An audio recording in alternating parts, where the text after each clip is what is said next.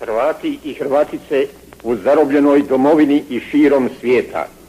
Veliki hrvatski narodni blagdan 10. travnja ostati će zauvijek u povijesti hrvatskoga naroda i u srcima svih hrvatskih pokoljenja, jer je on svjedočanstvo hrvatske narodne i državotvorne svijesti te dokaz da se hrvatski narod nije nikada odrekao svoje narodne slobode i državne nezavisnosti i da je uvijek spreman boriti se za ta dva velika dobra koja takovim svaki svjesni narod smatra.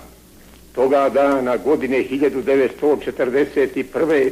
hrvatski je narod još jednom dokazao da je i sposoban izvojštiti izgubljenu slobodu, a koju mu je godine 1918. bilo oduzelo megalomansko velikosrpstvo, domogavši se pomoću izdaje i pogreškom neupućenih naše domovine i uključivši je u jednu umjetnu državnu tvorevinu pod tiraniju svoju i jedne dinastije sramotne prošlosti. Neprijateljska je nakana bila hrvatski narod zauvijek lišiti slobode i državne nezavisnosti i posve ga uništiti. U tu je svrhu kralj Aleksandar svojim dekretom i diktaturu bio uveo, te pod prijetnjom smrtne kazni svaku političku djelatnost zabranio, pa i samo spominjanje hrvatskoga imena. No hrvatski narodni duh i njegova državotvorna svijest dali su na to pravi odgovor, a taj je bio osnutak hrvatskog oslobodilačkog pokreta, koji je pokret protiv tuđinskom nasilju poveo borbu odgovarajućim sredstvima, a koja je borba dovela do 10. travnja, kada je cijeli hrvatski narod listom ustao i na čelu sa borcima toga pokreta tuđinsku tiraniju iz svoje domovine odstranio, te uspostavio svoju nezavisnu državu Hrvatsku, koja ima više nego 1000-godišnju prošlost.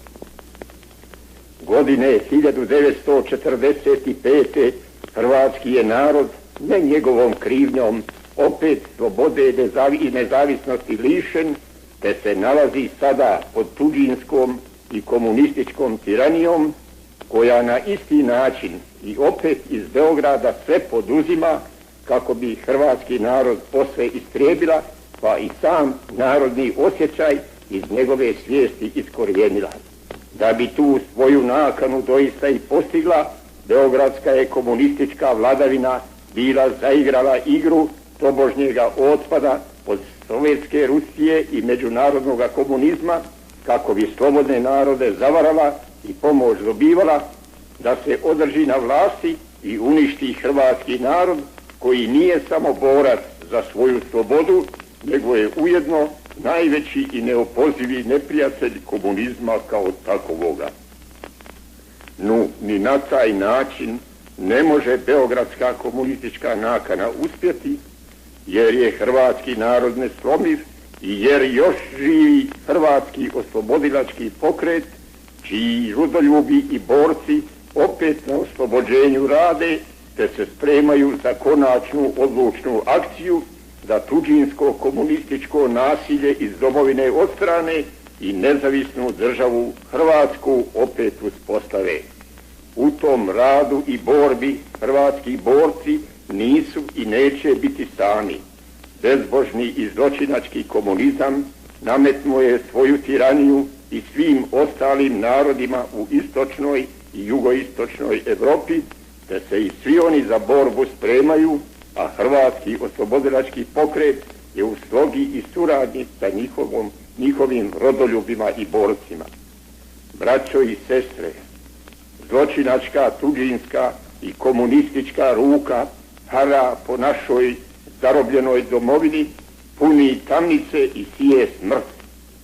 Suze ucviljenih majka i nevine dječice rose poharanu hrvatsku zemlju, a njihovi vapaji boli odjekuju cijelom domovinom, te dopiru i do naših srdaca i zovu nas da se čim bolje i čim pospješnije spremimo za konačnu borbu, koja će te suze otrti i tiraniju iz domovine odstraniti, te kao i godine 1941.